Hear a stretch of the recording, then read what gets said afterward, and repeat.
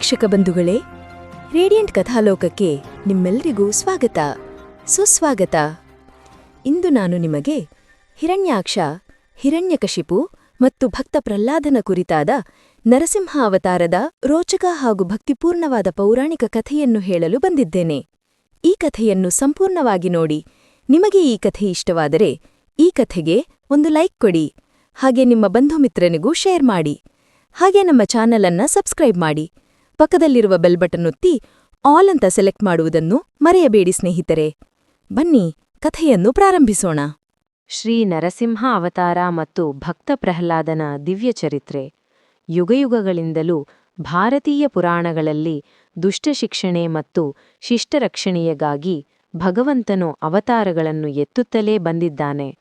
ಅದರಲ್ಲಿಯೂ ವಿಷ್ಣುವಿನ ದಶಾವತಾರಗಳಲ್ಲಿ ಅತ್ಯಂತ ಉಗ್ರ ಹಾಗೂ ಆಶುತೋಷ, ಬೇಗ ಒಲಿಯುವ ಸ್ವರೂಪವೆಂದರೆ ಅದುವೇ ನರಸಿಂಹ ಅವತಾರ. ಈ ಕಥೆಯು ಕೇವಲ ದೇವರ ಅವತಾರವಷ್ಟೇ ಅಲ್ಲ, ಒಬ್ಬ ಪುಟ್ಟ ಬಾಲಕನ ಅಚಲವಾದ ನಂಬಿಕೆ ಮತ್ತು ಭಕ್ತಿಯ ಶಕ್ತಿಯನ್ನು ಜಗತ್ತಿಗೆ ಸಾರಿದ ಅದ್ಭುತಗಾಥೆ. ಈ ಕಥೆಯು ಆರಂಭವಾಗುವುದು ವೈಕುಂಠದ ದ್ವಾರಪಾಲರಾದ ಜಯ ಮತ್ತು ವಿಜಯರ ಶಾಪದಿಂದ. ದ್ವಾರಪಾಲರ ಶಾಪ ಮತ್ತು ರಾಕ್ಷಸರ ಜನನ. ಒಮ್ಮೆ ಬ್ರಹ್ಮದೇವರ ಮಾನಸಪುತ್ರರಾದ ಸನಕ, ಸನಂದನ, ಸನಾತನ ಮತ್ತು ಸನತ್ಕುಮಾರರು ಶ್ರೀಹರಿಯ ದರ್ಶನಕ್ಕಾಗಿ ವೈಕುಂಠಕ್ಕೆ ಬಂದರು. ಅವರು ನೋಡಲು ಚಿಕ್ಕ ಮಕ್ಕಳಂತೆ ಕಂಡರೂ ಜ್ಞಾನವೃದ್ಧರಾಗಿದ್ದರು. ಆದರೆ ವಿಷ್ಣುವಿನ ದ್ವಾರಪಾಲರಾದ ಜಯ ಮತ್ತು ವಿಜಯರು ಇವರನ್ನು ಸಾಮಾನ್ಯ ಬಾಲಕರೆಂದು ಭಾವಿಸಿ ದ್ವಾರದಲ್ಲಿ ತಡೆದರು. ವಿಷ್ಣುವು ವಿಶ್ರಾಂತಿಯಲ್ಲಿದ್ದಾರೆ, ಈಗ ಒಳಗೆ ಹೋಗಲು ಅನುಮತಿಯಿಲ್ಲ ಎಂದು ಅಹಂಕಾರದಿಂದ ವರ್ತಿಸಿದರು. ಇದರಿಂದ ಕುಪಿತರಾದ ಸನಕಾದಿ ಮುನಿಗಳು, ಭಗವಂತನ ಸೇವೆಗೆ ಅಡ್ಡಿಪಡಿಸುವ ನೀವು ವೈಕುಂಠದಲ್ಲಿ ಇರಲು ಅನರ್ಹರು, ನೀವಿಬ್ಬರೂ ಭೂಲೋಕದಲ್ಲಿ ರಾಕ್ಷಸರಾಗಿ ಹುಟ್ಟಿರಿ ಎಂದು ಶಾಪವಿತ್ತರು. ತಕ್ಷಣ ತಮ್ಮ ತಪ್ಪಿನ ಅರಿವಾದ ಜಯವಿಜಯರು ಕ್ಷಮೆಯಾಚಿಸಿದರು. ಆಗ ಅಲ್ಲಿಗೆ ಬಂದ ಶ್ರೀಹರಿಯು, ಮುನಿಗಳ ಶಾಪವನ್ನು ಹಿಂದಕ್ಕೆ ಪಡೆಯಲು ಸಾಧ್ಯವಿಲ್ಲ, ಆದರೆ ನಿಮಗೆ 2 ಆಯ್ಕೆಗಳನ್ನು ನೀಡುತ್ತೇನೆ. 7 ಜನ್ಮಗಳ ಕಾಲ ನನ್ನ ಭಕ್ತರಾಗಿ ಬದುಕಿ ನನ್ನನ್ನು ಸೇರುವಿರೋ, ಅಥವಾ 3 ಜನ್ಮಗಳ ಕಾಲ ನನ್ನ ವೈರಿಗಳಾಗಿ ಅಂದರೆ ಶತ್ರುಗಳಾಗಿ ಬದುಕಿ ನನ್ನಿಂದಲೇ ಹತ್ಯೆಯಾಗಿ ಬೇಗನೆ ನನ್ನನ್ನು ಸೇರುವಿರೋ ಎಂದು ಕೇಳಿದನು. ಭಗವಂತನಿಂದ ಹೆಚ್ಚು ಕಾಲ ದೂರವಿರಲು ಇಷ್ಟಪಡದ ಜಯವಿಜಯರು, ಶತ್ರುಗಳಾಗಿಯಾದರೂ ಸರಿ ಬೇಗನೆ ಮೋಕ್ಷ ಬೇಕೆಂದು 3 ಜನ್ಮಗಳ ವೈರತ್ವವನ್ನು ಆರಿಸಿಕೊಂಡರು. ಹೀಗೆ ಕಶ್ಯಪ ಮುನಿ ಮತ್ತು ದಿತಿದೇವಿಯ ಗರ್ಭದಲ್ಲಿ ಅವಳಿ ಮಕ್ಕಳಾಗಿ ಜನಿಸಿದವರೇ ಹಿರಣ್ಯಾಕ್ಷ ಮತ್ತು ಹಿರಣ್ಯಕಶಿಪು. ಹಿರಣ್ಯಾಕ್ಷನ ಅಂತ್ಯ ಮತ್ತು ಹಿರಣ್ಯಕಶಿಪುವಿನ ಪ್ರತಿಜ್ಞೆ.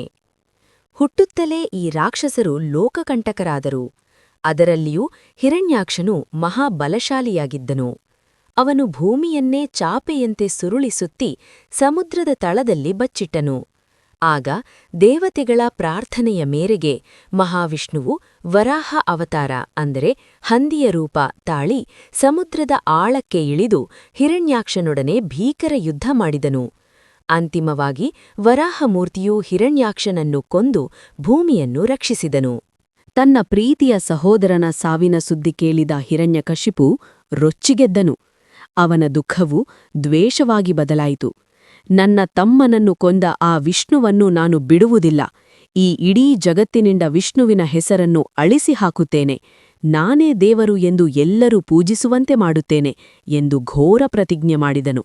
ಆದರೆ ವಿಷ್ಣುವನ್ನು ಎದುರಿಸಲು ತನಗೆ ಸಾಧಾರಣ ಶಕ್ತಿ ಸಾಲದು ಎಂದು ಅರಿತ ಹಿರಣ್ಯಕಶಿಪು ಮಂದರಾಚಲ ಪರ್ವತಕ್ಕೆ ಹೋಗಿ ಬ್ರಹ್ಮದೇವನನ್ನು ಕುರಿತು ಘೋರ ತಪಸ್ಸನ್ನು ಆರಂಭಿಸಿದನು. ಅವನ ತಪಸ್ಸಿನ ಉಗ್ರತೆಗೆ 3 ಲೋಕಗಳೂ ತಲ್ಲಣಿಸಿದವು. ಕೊನೆಗೆ ಬ್ರಹ್ಮದೇವನು ಪ್ರತ್ಯಕ್ಷನಾಗಿ, ವತ್ಸ, ನಿನ್ನ ತಪಸ್ಸಿಗೆ ಮೆಚ್ಚಿದ್ದೇನೆ, ಏನು ವರಬೇಕು ಎಂದು ಕೇಳಿದನು. ಹಿರಣ್ಯಕಶಿಪುವಿನ ವಿಚಿತ್ರವರ. ಅಮರತ್ವವನ್ನು ಬಯಸಿದ ಹಿರಣ್ಯಕಶಿಪು, ನನಗೆ ಸಾವೇ ಬರಬಾರದು ಎಂದು ಕೇಳಿದನು. ಆದರೆ ಬ್ರಹ್ಮನು, ಹುಟ್ಟಿದವನಿಗೆ ಸಾವು ನಿಶ್ಚಿತ, ಅಮರತ್ವವನ್ನು ನೀಡಲು ನನ್ನಿಂದ ಸಾಧ್ಯವಿಲ್ಲ ಎಂದನು.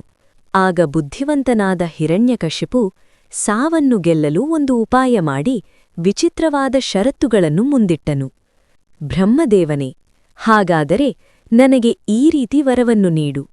ನಿನ್ನ ಸೃಷ್ಟಿಯ ಯಾವುದೇ ಜೀವಿಗಳಿಂದ ಮನುಷ್ಯ, ಪ್ರಾಣಿ, ದೇವತೆ, ರಾಕ್ಷಸ ಇವರಿಂದ ನನಗೆ ಸಾವು ಬರಬಾರದು. ಮನೆಯ ಒಳಗಾಗಲಿ ಅಥವಾ ಹೊರಗಾಗಲಿ ನಾನು ಸಾಯಬಾರದು. ಹಗಲಿನಲ್ಲಿಯಾಗಲಿ ಅಥವಾ ರಾತ್ರಿಯಲ್ಲಿಯಾಗಲಿ ನನ್ನ ಮರಣ ಸಂಭವಿಸಬಾರದು.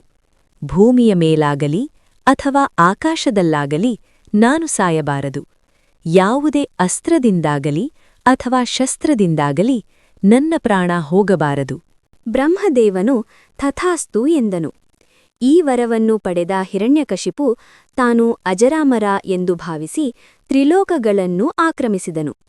ಇಂದ್ರಲೋಕವನ್ನು ಗೆದ್ದು ಋಷಿಮುನಿಗಳನ್ನು ಹಿಂಸಿಸಲು ಆರಂಭಿಸಿದನು.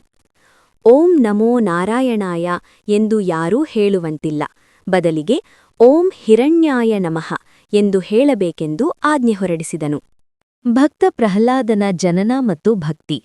ಹಿರಣ್ಯಕಶಿಪು ತಪಸ್ಸಿಗೆ ಹೋಗಿದ್ದ ಸಮಯದಲ್ಲಿ ಇಂದ್ರನು ರಾಕ್ಷಸರ ಅರಮನೆಯ ಮೇಲೆ ದಾಳಿ ಮಾಡಿ ಗರ್ಭಿಣಿಯಾಗಿದ್ದ ಹಿರಣ್ಯಕಶಿಪುವಿನ ಪತ್ನಿ ಕಯಾಡುವನ್ನು ಕರೆದೊಯ್ಯುತ್ತಿದ್ದನು.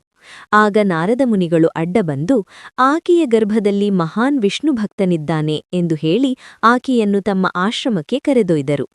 ಆಶ್ರಮದಲ್ಲಿ ನಾರದರು ಕಯಾಡುವಿಗೆ ವಿಷ್ಣುವಿನ ಮಹಿಮೆಗಳನ್ನು, ಭಕ್ತಿಯ ಸಾರವನ್ನು ಬೋಧಿಸುತ್ತಿದ್ದರು. ತಾಯಿಯ ಗರ್ಭದಲ್ಲಿದ್ದ ಶಿಶುವು ಇದನ್ನು ಏಕಾಗ್ರತೆಯಿಂದ ಆಲಿಸುತ್ತಿತ್ತು. ಹೀಗೆ ಹುಟ್ಟುವ ಮುನ್ನವೇ ಆ ಮಗುವಿನ ರಕ್ತದ ಕಣಕಣದಲ್ಲೂ ಹರಿಭಕ್ತಿ ತುಂಬಿಕೊಂಡಿತು. ಆ ಮಗುವೇ ಪ್ರಹ್ಲಾದ. ಹಿರಣ್ಯಕಶಿಪು ಹಿಂತಿರುಗಿ ಬಂದ ನಂತರ ಪ್ರಹ್ಲಾದನು ಬೆಳೆಯತೊಡಗಿದನು. ಅವನು ರಾಕ್ಷಸ ಕುಲದಲ್ಲಿ ಹುಟ್ಟಿದ್ದರೂ ಸಾತ್ವಿಕ ಗುಣಗಳನ್ನು ಹೊಂದಿದ್ದನು. ತಂದೆಯು ಮಗನನ್ನು ವಿದ್ಯಾಭ್ಯಾಸಕ್ಕಾಗಿ ಚಂಡ ಮತ್ತು ಅಮರ್ಕ ಎಂಬ ಗುರುಗಳ ಬಳಿ ಕಳುಹಿಸಿದನು. ಅವರು ಪ್ರಹ್ಲಾದನಿಗೆ ರಾಜನೀತಿ ಮತ್ತು ಹಿರಣ್ಯಕಶಿಪುವೇ ದೇವರು ಎಂದು ಕಲಿಸಲು ಪ್ರಯತ್ನಿಸಿದರು. ಆದರೆ ಪ್ರಹ್ಲಾದನು, ಗುರುಗಳೇ, ಈ ಪ್ರಪಂಚದ ಏಕೈಕ ಸತ್ಯ ಶ್ರೀಹರಿ, ಅವನೊಬ್ಬನೇ ಜಗತ್ರಕ್ಷಕ ಎಂದು ವಾದಿಸುತ್ತಿದ್ದನು. ಅಷ್ಟೇ ಅಲ್ಲ, ಗುರುಕುಲದ ಇತರ ರಾಕ್ಷಸ ಮಕ್ಕಳಿಗೂ ವಿಷ್ಣುಭಕ್ತಿಯನ್ನು ಬೋಧಿಸಿ ಅವರೆಲ್ಲರೂ ನಾರಾಯಣ ನಾರಾಯಣ ಎಂದು ಭಜನೆ ಮಾಡುವಂತೆ ಮಾಡಿದನು. ವಿಷಯ ತಿಳಿದ ಹಿರಣ್ಯಕಶಿಪು ಕೋಪದಿಂದ ಕುದಿಯತೊಡಗಿದನು. ಮಗನನ್ನು ಕರೆಸಿ, ಮೂರ್ಖ ಬಾಲಕನೇ, ನನ್ನ ಶತ್ರುವಾದ ಆ ವಿಷ್ಣುವಿನ ಹೆಸರನ್ನು ಹೇಳಬೇಡ. ನಾನೇ ತ್ರಿಲೋಕಗಳ ಒಡೆಯ, ನನ್ನನ್ನು ಪೂಜಿಸು ಎಂದು ಗದರಿಸಿದನು. ಆದರೆ ಪ್ರಹ್ಲಾದನು ನಮ್ರತೆಯಿಂದ, ತಂದೆಯೇ, ನೀವು ನನ್ನ ತಂದೆಯಾಗಿರಬಹುದು, ಆದರೆ ಸಮಸ್ತ ಜೀವರಾಶಿಗಳಿಗೂ ತಂದೆ ಆ ಶ್ರೀಹರಿ. ಕೋಪವನ್ನು ಬಿಟ್ಟು ಹರಿಯನ್ನು ಆರಾಧಿಸಿ ಎಂದು ಬುದ್ಧಿ ಹೇಳಿದನು. ತನ್ನ ಮಗನೇ ಶತ್ರುವಿನ ಹೆಸರನ್ನು ಜಪಿಸುತ್ತಿರುವುದನ್ನು ಕಂಡು ಸಹಿಸದ ಹಿರಣ್ಯಕಶಿಪು ಪ್ರಹ್ಲಾದನನ್ನು ಕೊಲ್ಲಲು ಆಜ್ಞಾಪಿಸಿದನು. ಆನೆಗಳಿಂದ ತುಳಿಸುವುದು. ಮದದ ಆನೆಗಳನ್ನು ಬಿಟ್ಟು ಪ್ರಹ್ಲಾದನನ್ನು ತುಳಿಸಲು ನೋಡಿದನು. ಆದರೆ ಆನೆಗಳು ಪ್ರಹ್ಲಾದನ ಹತ್ತಿರ ಬರುತ್ತಲೇ ಶಾಂತವಾಗಿ ಅವನಿಗೆ ನಮಸ್ಕರಿಸಿದವು. ವಿಷಪ್ರಾಶನ. ಹಾಲಿನಲ್ಲಿ ಕಾಲಕೂಟ ವಿಷವನ್ನು ಬೆರೆಸಿ ಕುಡಿಸಲಾಯಿತು. ಹರಿಸ್ಮರಣೆ ಮಾಡುತ್ತಾ ಪ್ರಹ್ಲಾದನು ಅದನ್ನು ಕುಡಿದನು. ಆ ವಿಷವು ಅಮೃತವಾಯಿತು. ಸಮುದ್ರಕ್ಕೆ ಎಸೆಯುವುದು. ಬೆಟ್ಟದ ಮೇಲಿಂದ ಸಮುದ್ರಕ್ಕೆ ಎಸೆದರೂ ಅಲೆಗಳು ಮೃದುವಾಗಿ ಅವನನ್ನು ದಡ ಸೇರಿಸಿದವು. ಬೆಂಕಿಯಲ್ಲಿ ಸುಟ್ಟು ಹೋಗದ ವರ ಪಡೆದಿದ್ದ ತನ್ನ ತಂಗಿ ಹೋಲಿಕಾಳ ತೊಡೆಯ ಮೇಲೆ ಪ್ರಹ್ಲಾದನನ್ನು ಕೂರಿಸಿ ಬೆಂಕಿ ಹಚ್ಚಿದನು. ಆದರೆ ಹರಿಯ ಕೃಪೆಯಿಂದ ಹೋಲಿಕಾ ಸುಟ್ಟು ಬೂದಿಯಾದಳು. ಪ್ರಹ್ಲಾದನು ಬೆಂಕಿಯಿಂದ ಸುರಕ್ಷಿತವಾಗಿ ಹೊರಬಂದನು. ಯಾವ ಪ್ರಯತ್ನವೂ ಫಲಿಸದಿದ್ದಾಗ ಹಿರಣ್ಯಕಶಿಪುವಿನ ಭಯ ಮತ್ತು ಕೋಪ ಎರಡೂ ಹೆಚ್ಚಾದವು. ಒಂದು ದಿನ ಸಂಜೆ ತುಂಬಿದ ರಾಜಸಭೆಯಲ್ಲಿ ಹಿರಣ್ಯಕಶಿಪು ಪ್ರಹ್ಲಾದನನ್ನು ಎಳೆದು ತಂದನು. ಎಲೋ ನೀಚನೇ, ನೀನು ಸದಾ ಹರಿಹರಿ ಎನ್ನುತ್ತೀಯಲ್ಲ, ಎಲ್ಲಿದ್ದಾನೆ ಆ ನಿನ್ನ ಹರಿ, ತೋರಿಸು ಎಂದು ಗರ್ಜಿಸಿದನು.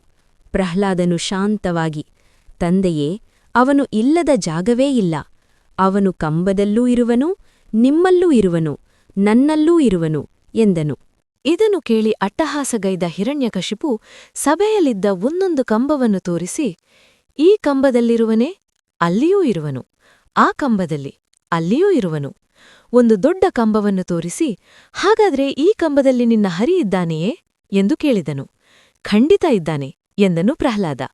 ಹಾಗಾದ್ರೆ ಇಂದೇ ಅವನನ್ನು ಕೊನೆಗಾಣಿಸುತ್ತೇನೆ ಎಂದು ಹೇಳುತ್ತಾ ತನ್ನ ಗದೆಯಿಂದ ಆ ಕಂಬಕ್ಕೆ ಬಲವಾಗಿ ಹೊಡೆದನು. ಆ ಕ್ಷಣವೇ ಬ್ರಹ್ಮಾಂಡವೇ ನಡುಗುವಂತಹ ಭೀಕರ ಶಬ್ದವಾಯಿತು. ಕಂಬವು ಸೀಳಿಹೋಯಿತು. ಆ ಕಂಬದೊಳಗಿಂದ ಇದುವರೆಗೂ ಯಾರೂ ಕಂಡಿರದ ಕೇಳಿರದ ಅದ್ಭುತ ರೂಪವೊಂದು ಪ್ರಕಟವಾಯಿತು. ಅದು ಮನುಷ್ಯನೂ ಅಲ್ಲದ ಪ್ರಾಣಿಯೂ ಅಲ್ಲದ ರೂಪ. ನರಸಿಂಹ. ತಲೆ ಸಿಂಹದಂತೆ, ದೇಹ ಮನುಷ್ಯನಂತೆ, ಉರಿಯುವ ಕಣ್ಣುಗಳು, ಬೆಟ್ಟದಂತಹ ದೇಹ, ಕತ್ತಿಯಂತಿರುವ ಹರಿತವಾದ ಉಗುರುಗಳು. ಆ ರೂಪವನ್ನು ಕಂಡು ದೇವತೆಗಳೇ ಬೆದರಿದರು. ನರಸಿಂಹನು ಹಿರಣ್ಯಕಶಿಪುವನ್ನು ಹಿಡಿದು ಎಳೆದಾಡಿದನು. ರಾಕ್ಷಸನು ಎಷ್ಟೇ ಹೋರಾಡಿದರೂ ನರಸಿಂಹನ ಶಕ್ತಿಯ ಮುಂದೆ ಅವನ ಆಟ ನಡೆಯಲಿಲ್ಲ. ಸರಿಯಾಗಿ ಸಂಜೆಯ ಸಮಯ, ಸಂಧ್ಯಾಕಾಲ ಬಂದಿತು. ನರಸಿಂಹನು ಹಿರಣ್ಯಕಶಿಪುವನ್ನು ಅರಮನೆಯ ಹೊಸ್ತಿಲಿಗೆ ಎಳೆದುಕೊಂಡು ಹೋದನು. ಅಲ್ಲಿ ಕುಳಿತುಕೊಂಡು ರಾಕ್ಷಸನನ್ನು ತನ್ನ ತೊಡೆಯ ಮೇಲೆ ಮಲಗಿಸಿಕೊಂಡನು. ಈಗ ಬ್ರಹ್ಮನ ವರದ ಪ್ರತಿಯೊಂದು ಷರತ್ತನ್ನು ನರಸಿಂಹನು ಹೇಗೆ ಮುರಿದನು ನೋಡಿ. ಹಗಲೂ ಅಲ್ಲ, ರಾತ್ರಿಯೂ ಅಲ್ಲ, ಅದು ಸಂಧ್ಯಾಕಾಲವಾಗಿತ್ತು. ಮನೆಯ ಒಳಗೂ ಅಲ್ಲ, ಹೊರಗೂ ಅಲ್ಲ, ಅವರು ಹೊಸ್ತಿಲ ಮೇಲಿದ್ದರು. ಭೂಮಿಯ ಮೇಲೂ ಅಲ್ಲ, ಆಕಾಶದಲ್ಲೂ ಅಲ್ಲ. ಹಿರಣ್ಯಕಶಿಪು ನರಸಿಂಹನ ತೊಡೆಯ ಮೇಲಿದ್ದನು. ಮನುಷ್ಯನಿಂದಲ್ಲ, ಪ್ರಾಣಿಯಿಂದಲ್ಲ. ಭಗವಂತನು ನರ ಸಿಂಹ, ಅರ್ಧ ಮನುಷ್ಯ ಅರ್ಧ ಪ್ರಾಣಿ ರೂಪದಲ್ಲಿದ್ದನು. ಅಸ್ತ್ರಶಸ್ತ್ರಗಳಿಂದಲ್ಲ. ನರಸಿಂಹನು ಯಾವುದೇ ಆಯುಧ ಬಳಸಲಿಲ್ಲ. ಬದಲಿಗೆ ತನ್ನ ಹರಿತವಾದ ಉಗುರುಗಳನ್ನು, ನಖ ಬಳಸಿದನು. ದುಷ್ಟನೇ, ನಿನ್ನ ಅಂತ್ಯಕಾಲ ಬಂತು ಎಂದು ಗರ್ಜಿಸುತ್ತಾ ನರಸಿಂಹನು ತನ್ನ ವಜ್ರದಂತಹ ಉಗುರುಗಳಿಂದ ಹಿರಣ್ಯಕಶಿಪುವಿನ ಎದೆಯನ್ನು ಬಗೆದು ಅವನ ಕರುಳನ್ನು ಮಾಲೆಯಾಗಿ ಧರಿಸಿದನು. ಹಿರಣ್ಯಕಶಿಪು ನರಳಿ ಪ್ರಾಣಬಿಟ್ಟನು. ದೇವತೆಗಳು ಹೂಮಳೆಗೆರೆದರು. ಹಿರಣ್ಯಕಶಿಪುವಿನ ವಧೆಯ ನಂತರವೂ ನರಸಿಂಹನ ಕೋಪ ತಣ್ಣಗಾಗಲಿಲ್ಲ. ಅವನ ಉಗ್ರ ರೂಪವನ್ನು ಕಂಡು ಲಕ್ಷ್ಮೀದೇವಿ ಮತ್ತು ಬ್ರಹ್ಮಾದಿಗಳು ಹತ್ತಿರ ಬರಲು ಹೆದರಿದರು. ಆಗ ಬ್ರಹ್ಮನು ಪ್ರಹ್ಲಾದನಿಗೆ, ಮಗು, ನಿನ್ನ ರಕ್ಷಣೆಗಾಗಿಯೇ ಸ್ವಾಮಿ ಬಂದಿರುವುದು, ನೀನೇ ಹೋಗಿ ಅವರನ್ನು ಶಾಂತಗೊಳಿಸು ಎಂದನು. ಪುಟ್ಟ ಬಾಲಕ ಪ್ರಹ್ಲಾದನು ಭಯಪಡದೆ ಕೈ ಮುಗಿದುಕೊಂಡು ನರಸಿಂಹನ ಬಳಿ ಹೋದನು. ಭಗವಂತನ ಪಾದಗಳಿಗೆ ಸಾಷ್ಟಾಂಗ ನಮಸ್ಕಾರ ಮಾಡಿದನು. ತನ್ನ ಪರಮಭಕ್ತನನ್ನು ಕಂಡೊಡನೆ ನರಸಿಂಹನ ಸಿಟ್ಟು ಕರಗಿತು. ಸಿಂಹವು ತನ್ನ ಮರಿಯನ್ನು ನೆಕ್ಕುವಂತೆ ಭಗವಂತನು ಪ್ರಹ್ಲಾದನನ್ನು ಎತ್ತಿ ಮುದ್ದಾಡಿದನು. ಪ್ರಹ್ಲಾದನು ಸುಂದರವಾದ ಸ್ತೋತ್ರಗಳಿಂದ ಹರಿಯನ್ನು ಸ್ತುತಿಸಿದನು. ಪ್ರಸನ್ನನಾದ ನರಸಿಂಹನು, ವತ್ಸ ಪ್ರಹ್ಲಾದ, ನಿನಗೆ ಏನು ವರಬೇಕೋ ಕೇಳು ಎಂದನು. ನಿಷ್ಕಾಮ ಭಕ್ತನಾದ ಪ್ರಹ್ಲಾದನು, ಪ್ರಭು, ನನಗೆ ಯಾವ ಐಹಿಕ ಸುಖಗಳೂ ಬೇಡ. ನನ್ನ ತಂದೆಯು ಅಜ್ಞಾನದಿಂದ ನಿಮ್ಮನ್ನು ದ್ವೇಷಿಸಿದನು. ಅವನ ಪಾಪಗಳನ್ನು ಮನ್ನಿಸಿ ಅವನಿಗೆ ಮುಕ್ತಿ ನೀಡಬೇಕು ಎಂದು ಕೇಳಿಕೊಂಡನು. ಭಗವಂತನು, ಪ್ರಹ್ಲಾದ, ನಿನ್ನಂತಹ ಭಕ್ತನು ಹುಟ್ಟಿದ ಕುಲದಲ್ಲಿ 21 ತಲೆಮಾರುಗಳು ಉದ್ಧಾರವಾಗುತ್ತವೆ. ನಿನ್ನ ತಂದೆಗೂ ಮೋಕ್ಷ ಸಿಗುತ್ತದೆ ಎಂದು ಆಶೀರ್ವದಿಸಿದನು. ನಂತರ ಪ್ರಹ್ಲಾದನನ್ನು ರಾಕ್ಷಸ ಕುಲದ ರಾಜನನ್ನಾಗಿ ಪಟ್ಟಾಭಿಷೇಕ ಮಾಡಿ ಧರ್ಮದಿಂದ ರಾಜ್ಯಭಾರ ಮಾಡುವಂತೆ ಹರಸಿ ಅಂತರ್ಧಾನನಾದನು. ಕಥೆಯ ನೀತಿ. ಭಕ್ತಿಯ ಶಕ್ತಿ. ಪ್ರಹ್ಲಾದನ ಕಥೆಯು ಪರಿಶುದ್ಧವಾದ ಭಕ್ತಿಗೆ ದೇವರನ್ನು ಕಂಬದಿಂದಲೂ ಪ್ರಕಟಿಸುವ ಶಕ್ತಿಯಿದೆ ಎಂದು ತೋರಿಸುತ್ತದೆ.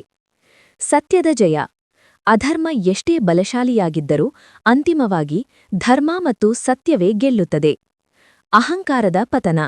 ಹಿರಣ್ಯಕಶಿಪುವಿನಂತೆ ಎಷ್ಟೇ ವರಗಳನ್ನು ಪಡೆದರೂ ಅಹಂಕಾರ ಮತ್ತು ದ್ವೇಷವು ನಾಶಕ್ಕೆ ಕಾರಣವಾಗುತ್ತದೆ. ಸರ್ವಾಂತರ್ಯಾಮಿ. ದೇವರು ಎಲ್ಲೆಡೆ ಇದ್ದಾನೆ ಎಂಬ ನಂಬಿಕೆಯನ್ನು ಈ ಕಥೆ ದೃಢಪಡಿಸುತ್ತದೆ. ವೀಕ್ಷಕ ಬಂಧುಗಳೇ, ನಿಮಗೆ ಈ ವಿಡಿಯೋ ಇಷ್ಟವಾಗಿದ್ರೆ ಈ ವಿಡಿಯೋಗೆ ಒಂದು ಲೈಕ್ ಮಾಡಿ, ಶೇರ್ ಮಾಡಿ, ಹಾಗೆ ನಮ್ಮ ಚಾನೆಲ್ ಅನ್ನು ಸಬ್ಸ್ಕ್ರೈಬ್ ಮಾಡಿ. ಪಕ್ಕದಲ್ಲಿರುವ ಬೆಲ್ ಬಟನ್ ಒತ್ತಿ ಆಲ್ ಅಂತ ಸೆಲೆಕ್ಟ್ ಮಾಡುವುದನ್ನು ಮರಿಬೇಡಿ. ಸ್ನೇಹಿತರೆ, ಮುಂದಿನ ವಿಡಿಯೋದಲ್ಲಿ ಮತ್ತೆ ಭೇಟಿಯಾಗೋಣ. ಧನ್ಯವಾದಗಳು.